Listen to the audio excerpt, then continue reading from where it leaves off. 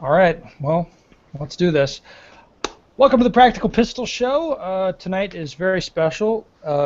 Everybody's been asking for it. It's the Manny interview. Manny has graced us with his presence. Joining me today, Mr. Hopkins, Hi. asking lots of questions, and Yeah. Manny Bragg, the man of the hour. Say hello, Manny. Hello. Say You wasn't hello to the requiring internet. that. You weren't inquiring that I was special, right? I think you're special. I'll leave it at that. I'm not sure how to take that, but we'll run with good. All right. Manny, so here's what we got on tap. Jack was on. Mike was on. Paul Highland was offered. The offer was made to come on. He didn't want to because he thinks that the language is naughty. I might use naughty language, I'll be honest, but you don't have to if you don't want. You can say whatever you want. People have lots of questions, as you know, about who to vote for, like who are these guys. You're probably the best known guy, I think. Well, I mean, you're definitely the best known guy that's running for president, but people still, of course, have lots of questions. So this is an opportunity for you to tell people what you think and maybe persuade some people to vote for you. So I'm going to ask a bunch of questions and then logical follow-up questions that people have. We'll be talking about the stuff that went into Front Sight, both the original issue with your position and the follow-up where you had a final statement, I think they called that. Something like that. We'll talk about that. We'll field some questions off Facebook and talk about some forum discussions, some stuff that's been going on. Yeah? So that all sounds good, right? Yep. Okay. If there's anything you don't want to answer, don't answer it. Like, that's whatever. I'm not going to ask you anything crazy, but if especially with like what exactly your business relationship is at Universal or something sensitive like that, if you don't want to talk about it, like that's fine by me. I don't care. But voters might care. Whatever. All right, fair enough? Fair enough. All right, good. So, the opener is, where have you been? Since I was born? I mean, I've lived all over the country. Well, I mean, since this election thing's been going on. I mean, let's be honest. Jack has been passing out pens at major matches all through 2014. Like, he's been hitting this thing pretty hard. Mike kind of got into it in January. Paul Highland got into it, and then I think the sense of it was, where's Manny? Manny's not talking. Manny's not saying anything. Guys, well, Hopkins really cares about the presidential race more than anyone I know. And he's like, I'm looking at Manny's Facebook page. There's nothing on there. I don't know what's going on. So Yeah, well, first of all, that crazy Facebook page, every time I log into it, it kicks me out ever since January. So I don't know how to turn it off. But I still have my normal Facebook page. I've got email. I've got a phone. I've answered everything that's came through. Sometimes it's look in the next issue of Front Sight. You don't want to start a war with one question and then you end up with 600 answers and you end up spending all your time bickering back and forth over something that's stupid. But other than that, I don't have to do as much because I've been out there for the last 20 years making myself known. Working matches and shooting matches and putting on matches, running club matches. all right, so that's fair. You're running, like I said, it's very fair to say you're the best known guy. So you're kind of running on the name that you've already established. Yeah? Right. As far as the name recognition, yes. But Okay. the principles of what the president stands for, obviously everybody needs to know that. That's why I'm here. Excellent. Okay, so let's get into the stuff that went into Front Sight. Under the list 3 things that USPSA is doing wrong, I recognize they didn't give you a lot of space for this. So Right. this is a good time for you to tell us more about it. Multi-gun has a lot of potential. I want to focus on how we can capitalize on this growing trend. Now, before you kind of run with this, I think kind of the opinion of many people is that USPSA missed the boat on multi-gun on some level. Or that, we're not relevant when it comes to multi-gun competition. Right. We're probably behind, but we're in the water floating. Um, so I mean, we've got lots of things we can do. Why don't some of these matches? Why aren't they USPSA multi-gun matches? Why are they call an outlaw match? To me, it's for the most part, it's what value do they get for being a USPSA multi-gun match? That's the biggest question. And I think that's where we're lacking at. I think if we were able to apply some type of a classification system to add some value to the membership, it might actually persuade them to, join and run as USPSA type matches. Okay. Anything else you feel like a classification system? I think that'd be interesting to a lot of people. What other ways would there be to add value? Well, I mean, if we took what we know as multi-gun, I mean, USPSA is not United States Pistol Shooting Association, right? So it's not limited to just pistol. It's United States Practical. So, I mean, I don't think we do as much as what we can with rifle and shotgun.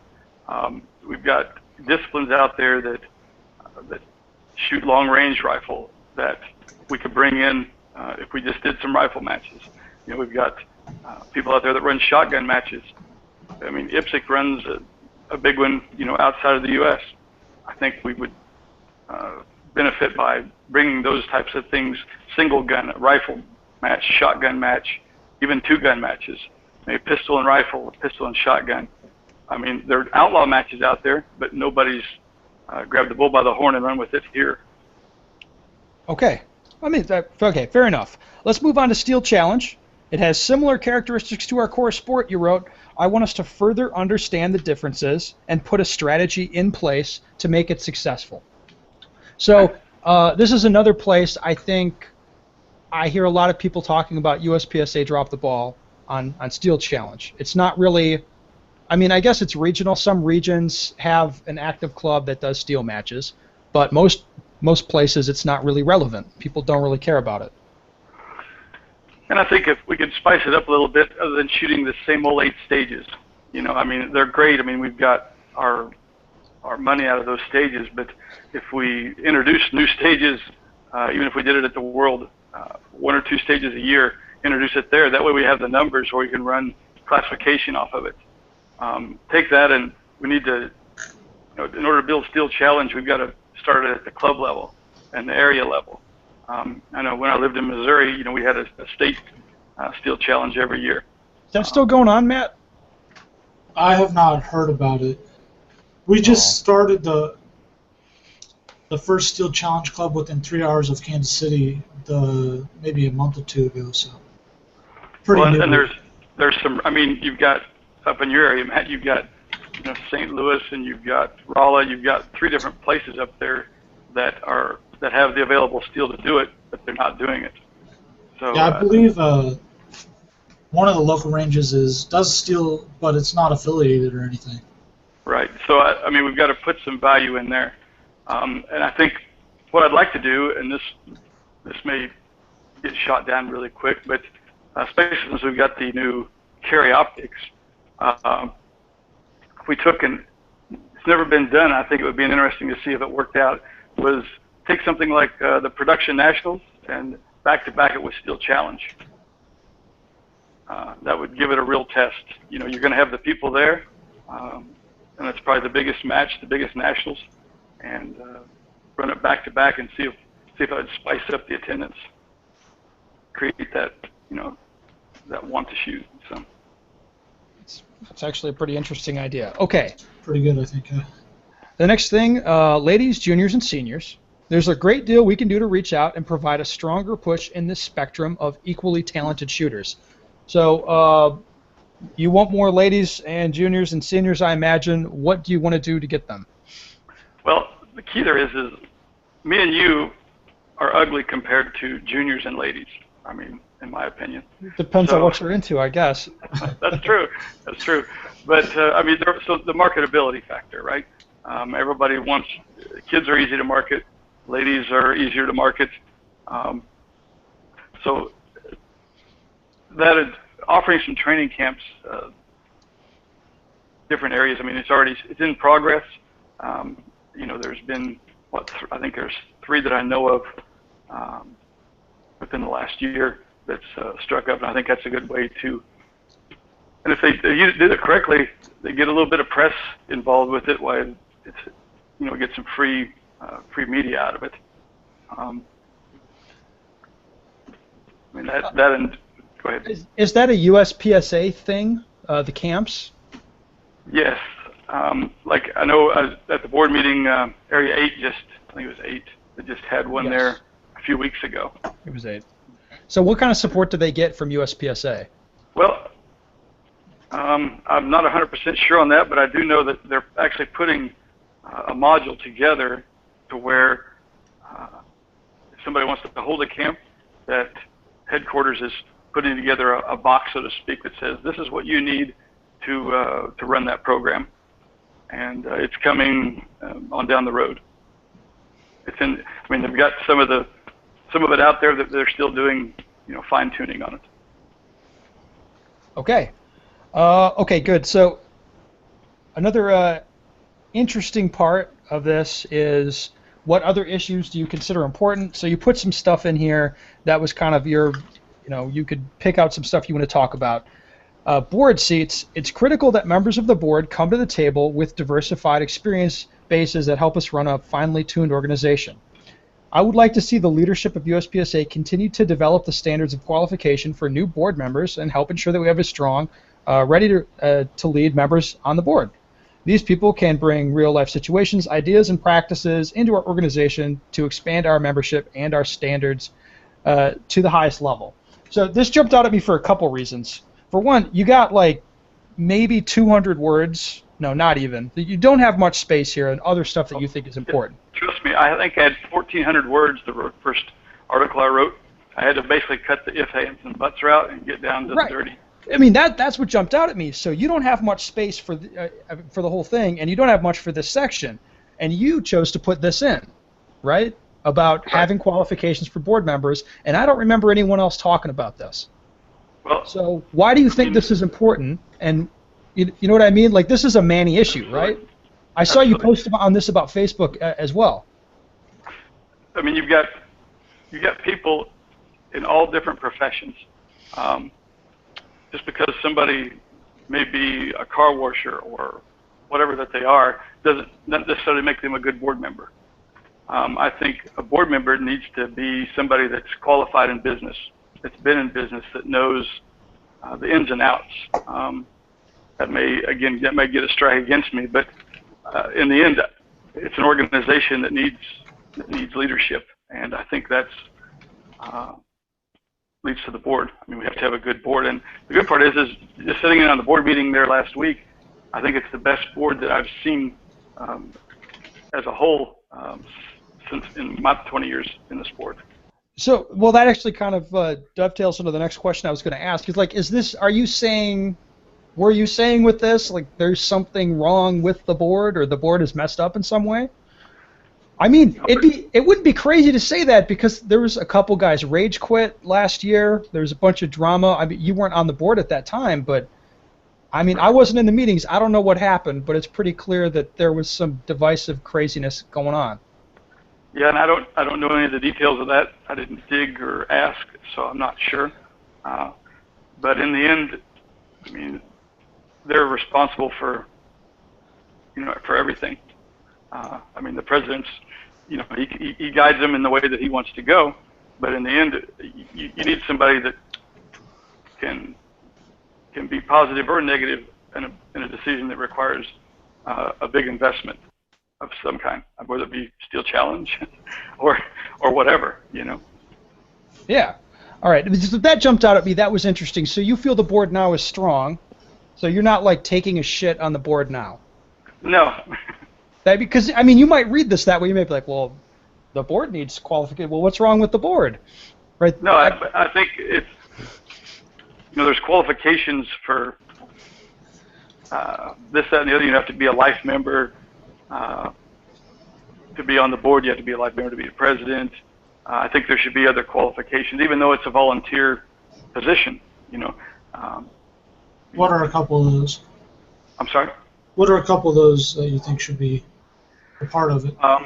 Again, I think some type of a business background, whether it be manage a business, own a business, run a business, some insight into that, because in the end, that's what the position they're taking, that's what they're doing.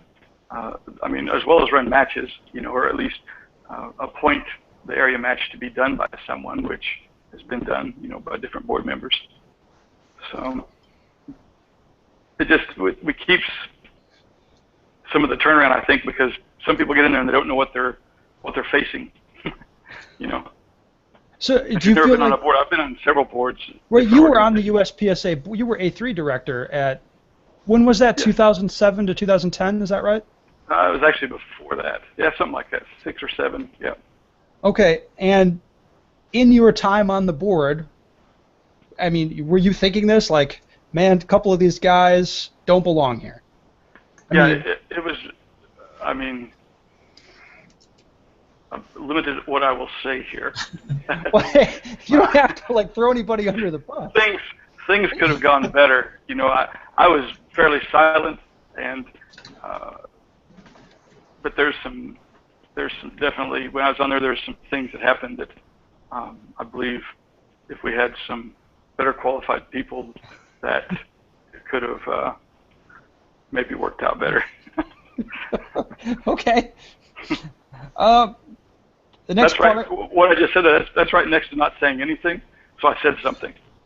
No, you mean, I'm just trying to get to the core of why. I mean, in the limited space, you chose to talk about board qualifications, and knowing you've been on the board, that raised an eyebrow for me. I was like, ooh, what's going on here? But I think you've answered it tactfully. Okay. Number You've one answered is the question. President, you've got, that's your 8 bosses, So I want 8 smart people. So I've heard that certain people with, even lawyers, can be on the board and not be super awesome. I've heard.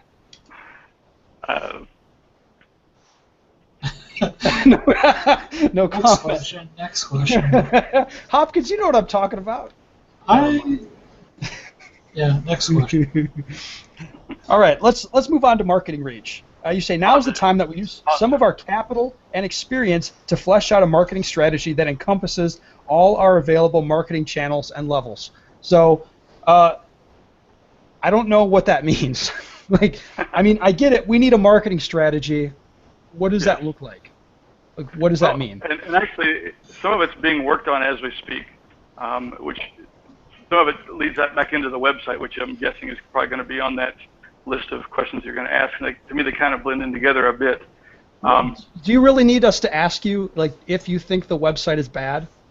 No, it's not at all. But so this was at the board meeting, and it was it was the modules that they're putting into it is amazing. It'll be the next generation.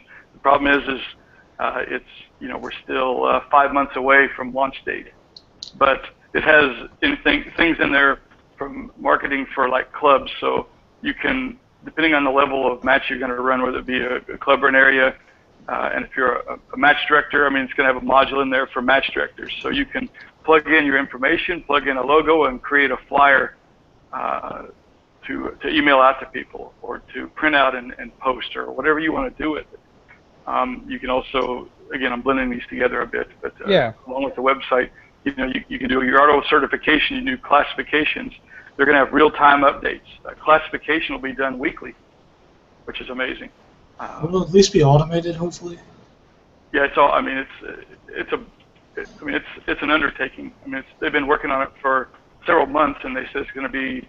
I talked today, and they said it was going to take another probably 5 months or so before it's ready to launch. So this is going to propel the website, which is running on 1998 technology.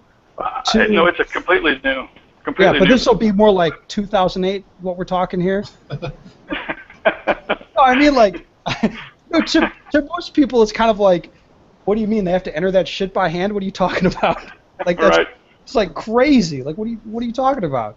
That's scoring's another thing. To me, I think we need to build, purchase, or adopt a scoring program that's ours. You know, something that that we're accountable for, and that we can use in all the matches. Plus, the scores get loaded to a site that we don't have to go looking around for.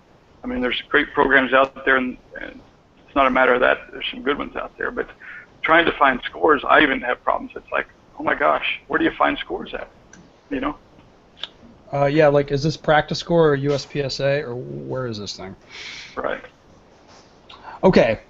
Next question was about this was another thing, that an issue that you considered important, and you put in there. Bringing people into the shooting community strengthens our membership. It also generates unseen revenue for our supporting vendors, which in turn benefits our sport through their sponsorships.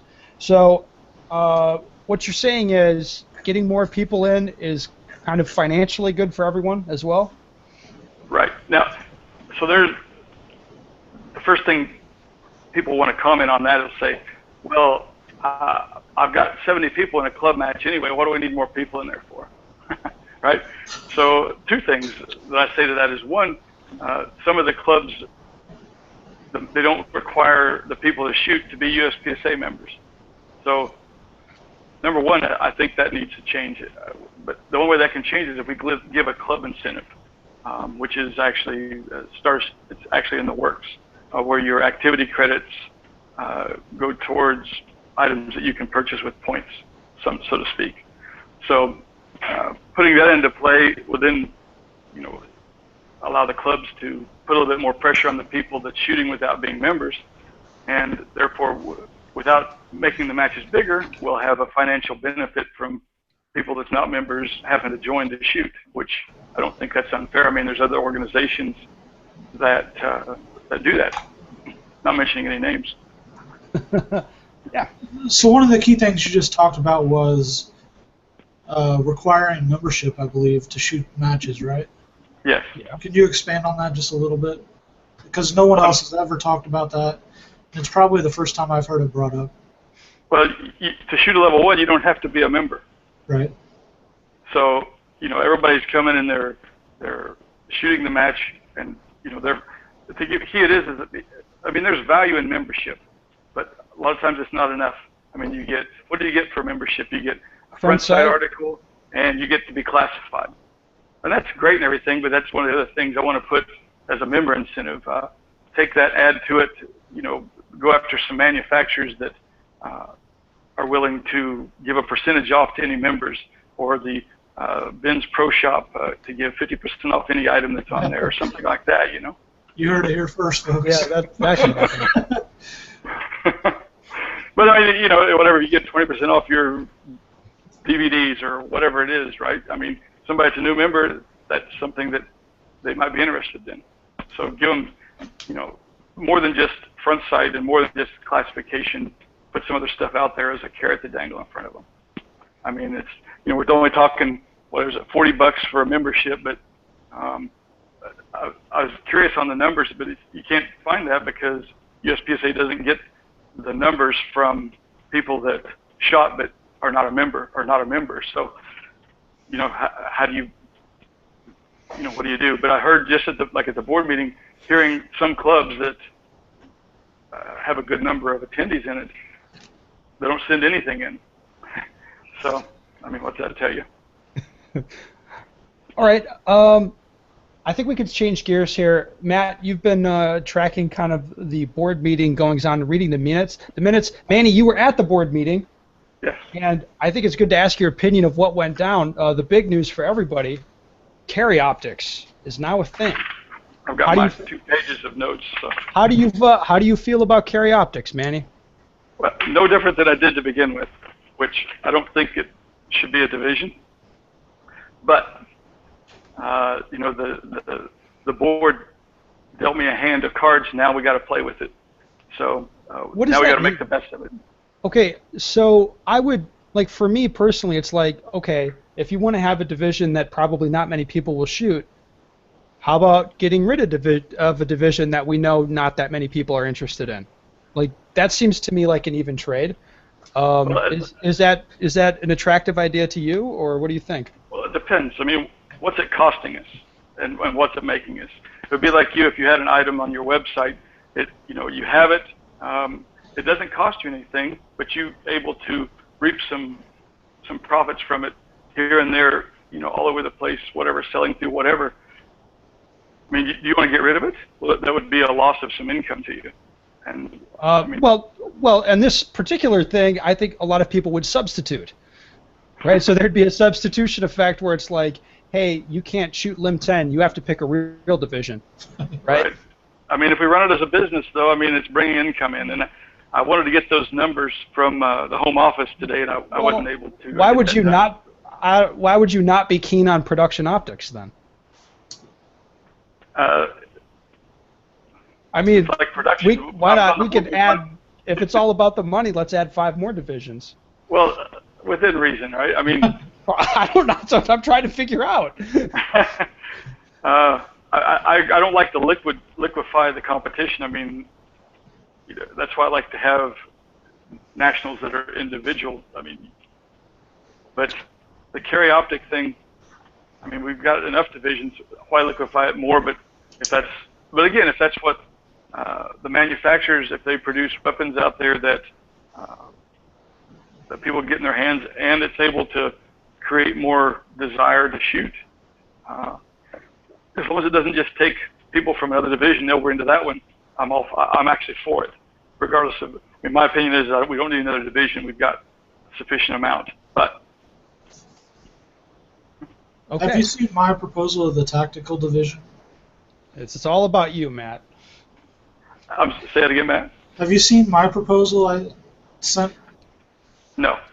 Okay. Well, I sent it to the president. He didn't share it with anybody like he should have. Or responded that he even got it.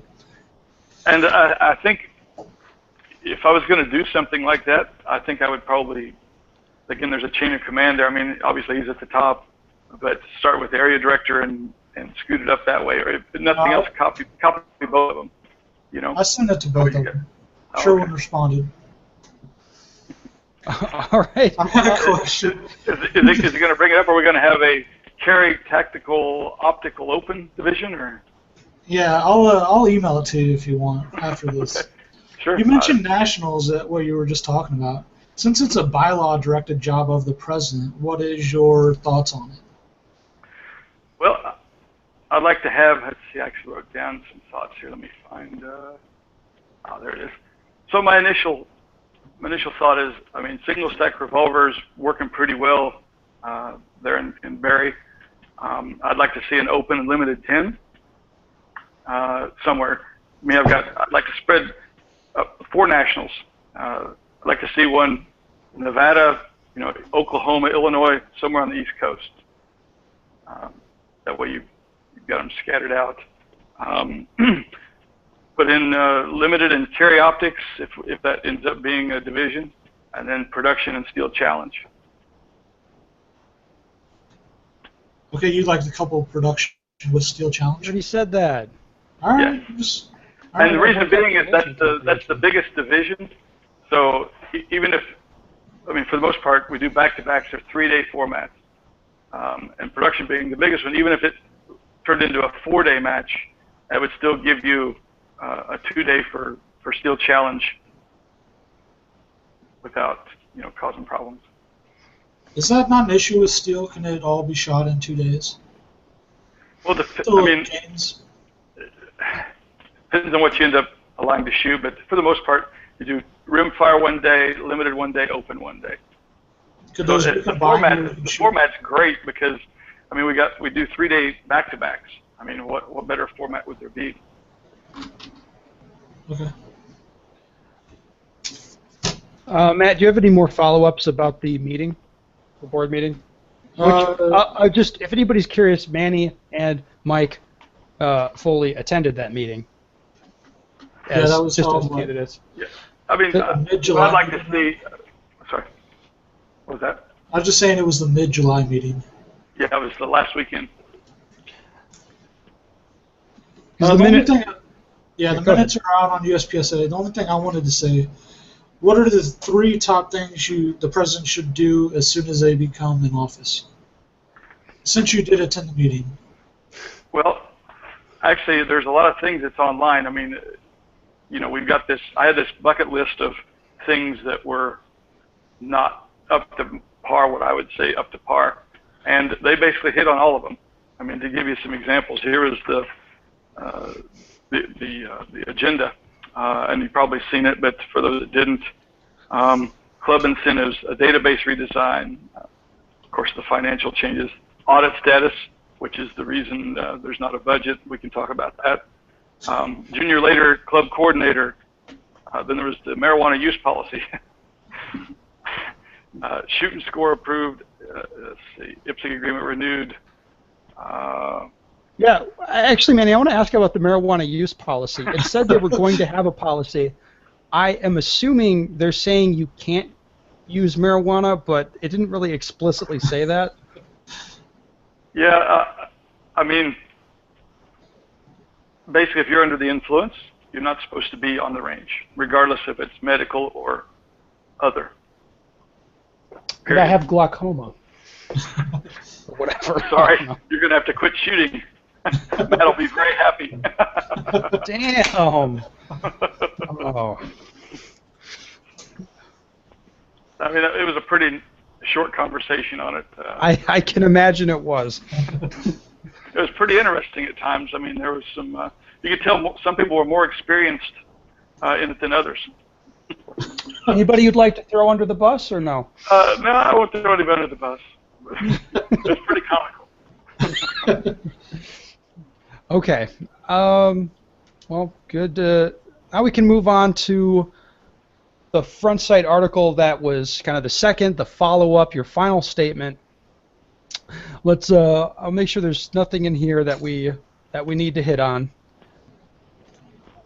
You'd like to set up a USPSA booth at matches across the country to extend our brand name and enhance membership outreach. So, can you walk me through that? What is the booth? What does that mean? Like, Well, what's at the booth and who's manning the booth, and why would I? I mean, as a member, why am I rolling over there to talk to them? Like, they giving out candy or what? What they got? It'll probably be me there. So, I mean, you might not want to talk to me, but some people Sure. might. No, I mean, so you were talking about you, like, as the president would be traveling around at matches to set up this booth? Yes. At least the area matches. Maybe it'll start a precedence, but make it to where we have the things that are branded, whether it be shirts or whatever, paraphernalia, things that get our name out there. Okay. Did you do it at current USPSA matches? You wouldn't do it at like other disciplines, or to try to get the? I'm confused on that a little bit. Okay, I didn't hear all that. Say it again. You would be doing that at current USPSA matches or other shooting discipline matches? Area matches for starters. Okay.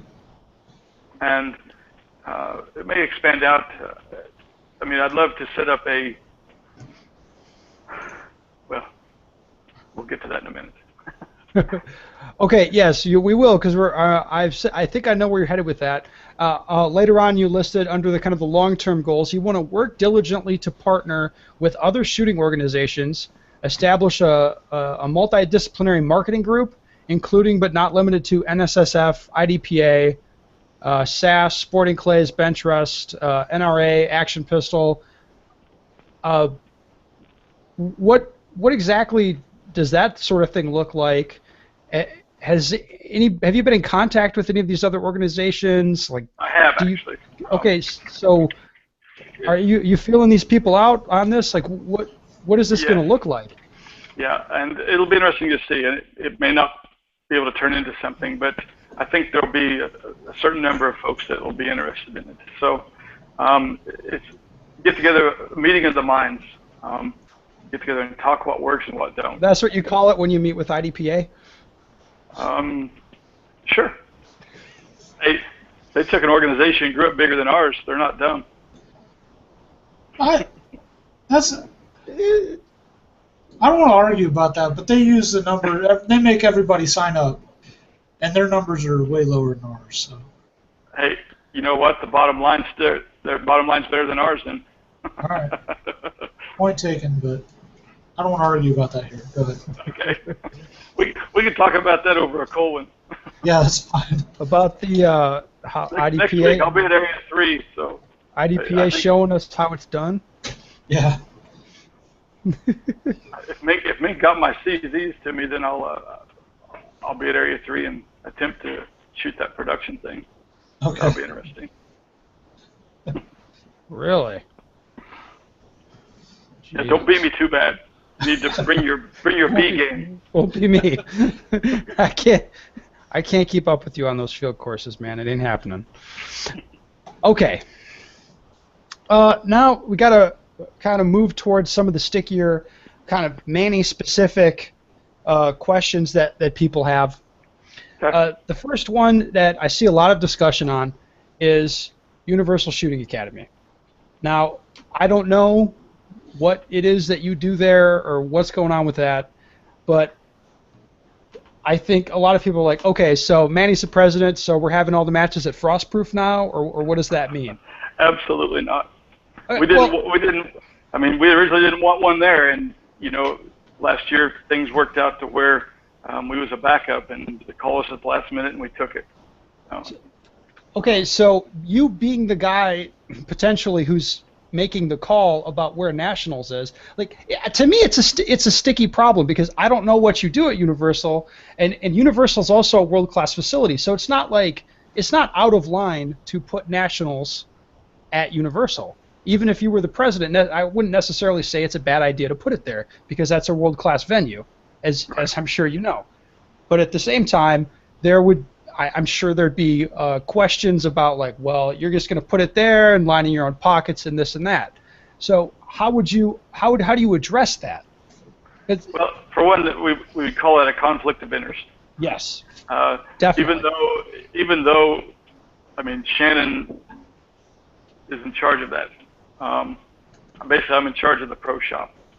That's my duty. So if we get orders, then I fill them. That's my main job there, and help Shannon out where I can. So you're not involved in the match situation at all. That's Shannon. That's his avenue. I mean, I'm in on it, but he's in charge of it. So if that come about, we say, okay, where do we want to match? To me, I have to step back. I mean, I'll gather information. Actually, I'd have them, anybody but us, I'd have them send it directly to the board. If it was going to be, I'd love to see something on the East Coast, all across the nation, 4 different areas. How does that work exactly? What is the process? Does the board pick the location, or does the president? Well, the president picks a location unless there's a conflict of interest. Oh, so so when it comes to that, the board would have to vote on sticking a Nationals at Universal. Right. Oh, okay. Well, that handles it. Okay, let's. The next thing I want to ask about is a full-time president. You've kind of the talk is you'd be doing your other shooting. You'd be doing your other gig, whatever that is. I mean, I don't know the time demands. So the president, being president of USPSA, would be part of your job, and then you'd be doing other stuff. Yeah. No, actually, it would be the USPSA president would take precedence. It'd be the full-time job. Now, what's full-time? Is it I don't know. 9 to 5 Monday through Friday? No, it's not. I mean, it's whatever it takes to get the job done. I would anticipate that it's going to be 30 to 40 hours as a minimum. I mean, you got weekends. I mean, geez, you can't go somewhere. You can't do a Monday through Friday job. I mean, matches are not Monday through Friday. They're on the weekends. So to attend area matches, try to make a presence known, different matches. I mean, it's more than that. So it would definitely be my full-time job. And actually, my other business, the awards business, my wife's actually would take that over. So that frees me up from that entirely. So okay, that would work. I mean, that's a question that a lot of people have, and I think that was one of the bigger questions that everybody had of the time commitment that the job would take, and if you knew it and everything like that. Yeah. Okay. I mean, just talking with Phil, I mean, it's 400 to 500 emails a day as a minimum. So That's crazy. I guess it depends on how many of those you answer. But that's why the biggest thing I want to do also is create a chain of command. I think sometimes things get sent to him or to the president, and the president doesn't need to answer some of those questions. Even though it was directed at him, it may need to go to headquarters or the executive director, to wherever. So having that chain of command in place to where, some people knows where to send it to, or everybody knows what their job is, and they can do it. All right, Matt, do you have any other questions? Anything or... Yeah, I got one. Some people say we're at a critical mass where we can't handle any more extra growth. What do you say to that? Local matches are filling up where you have a wait list for a local match. Major matches are selling out within days or hours. What do you think about that? How are you going to fix that, or what are you going to do? Well, I think one of the big things we can do is actually grow the sport by, again, adding rifle and shotgun venues. That in itself will bring clubs that we don't have as pistol clubs now. If we get them affiliated to where they can hold rifle only or shotgun only, or the combination of those matches, that's going to create another avenue for adding pistol matches. I think that's a good avenue to add, as well as there's no reason we can't go after. We've got a club liaison that their job is to basically mediate between USPSA and the club, and amongst other things. But I think that's a job there that we could look at tasking to contact some of the clubs that aren't USPSA clubs, and give them the spiel, shoot it to them, and see if we can get something started. There's how many clubs around the Kansas City area that aren't affiliated? There's a couple. Yeah. Yeah, there's several. It's probably 50%. So that in itself, add 50% of the clubs around you, or around the ranges around you to clubs. There's lots of other avenues to shoot. Okay. Now we can bop over to Facebook and take a couple questions. I'm just scanning down the thread. I put out a feeler for questions. We pretty much talked about everything except one thing. One guy's asking, will you make the Nationals page useful? The Nationals page or the President's page? He didn't really specify. Nationals page. The Nationals page is pretty useful. I was on it yesterday.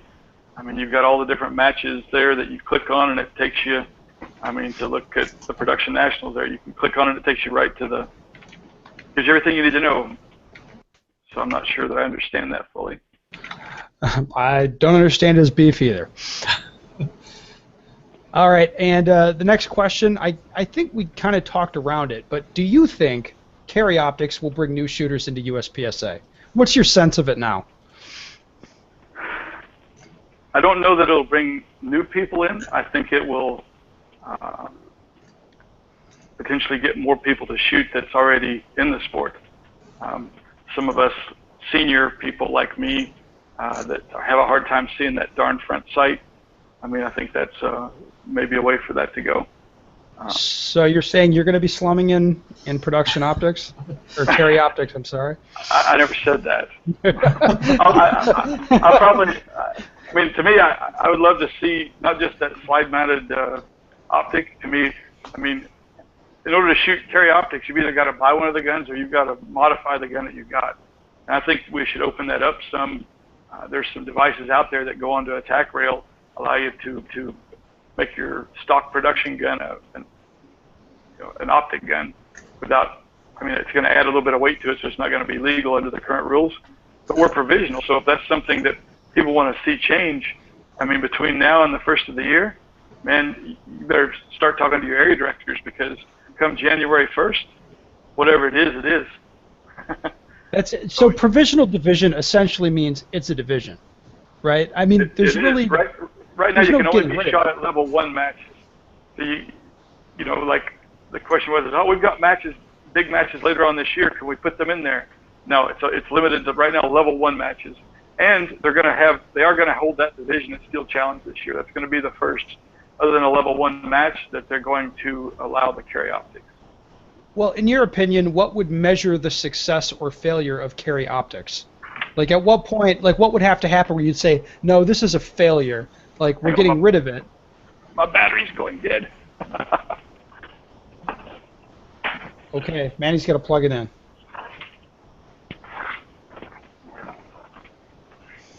Well, we'll see how that goes. Says we got 10%, but everything's plugged in. That's kind of scary. Oh, these damn porn boxes can be finicky. It says I got 14 minutes remaining, so if we That's go longer, okay. then we have to. Okay. No worries. I've asked everything we got to ask. I think people got a really good sense of where it's at. I mean, just to ask that question I was asking, I'll ask it again.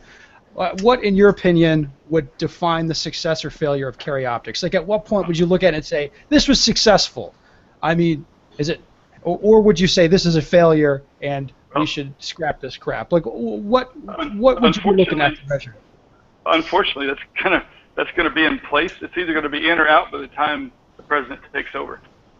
January is. I think they've left enough room in there where they can reevaluate it and say go, no go, or we're going to evaluate it for another uncertain amount of time, and maybe modify it from that also. I think that's what the board members that are posting about it has said, at least. Yeah, and I think there'll be enough attendance where it'll probably end up being one. So, just because of the people that want it, is going to get behind it, which is okay. I mean, if you're going to get behind it 100%. I can't go back. No worries, Manny. We've Try it over there, look. Try to plug it over there. All right, sorry, go ahead. No worries. I've asked everything I've got to ask. I think people have a really good sense of kind of where it's at, and I know you've answered my questions to my satisfaction. I got one more. Oh, Hopkins. Good. Why vote in this election? I'm the dude that shoots one match a month. What does voting in an election do for me? Well, it's going to make a difference in who becomes president, obviously. But other than, I mean, what are they getting as a member, or what are they getting? How does this affect me? Why should I vote? Is it going to change no matter who gets voted in? What happens on the Saturday that I go shoot? Well, it depends. I mean, if I'm in there, I'm going to make sure that we have.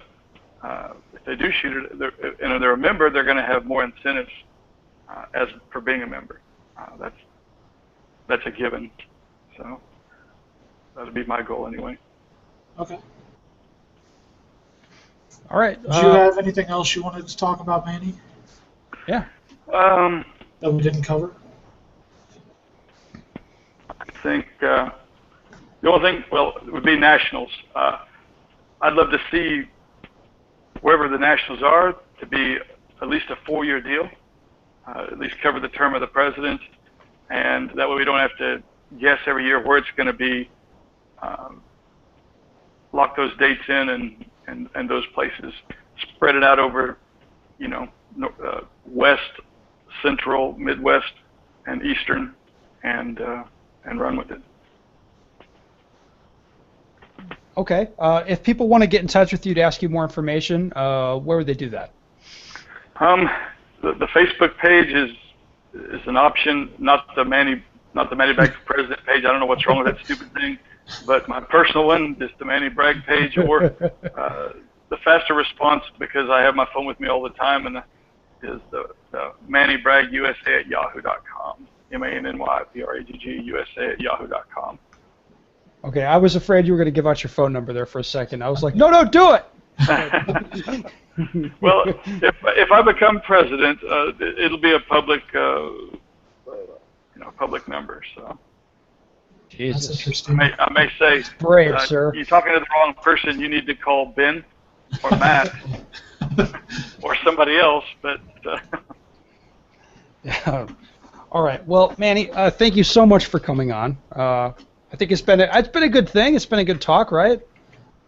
Absolutely. I mean, I don't know how much fun you had, but usually it's... You didn't even say a bad word. Shit. I'm Well, sorry. there you go. You blew it. Damn it. They just rate my guy who puts these online just rates them all explicit regardless of what I say or don't say because he's like I'm not even gonna listen to it to take a chance like this it's explicit whatever. Sorry. All right. Thank you, Manny. This is gonna go out both on YouTube. People can watch it on demand. It'll go out on the audio rip. Dozens of people will listen to it. I can assure you, and maybe you'll hear from some of them, and you probably swing some votes. All So right. I hope it was good for you. Absolutely. All right, thank you.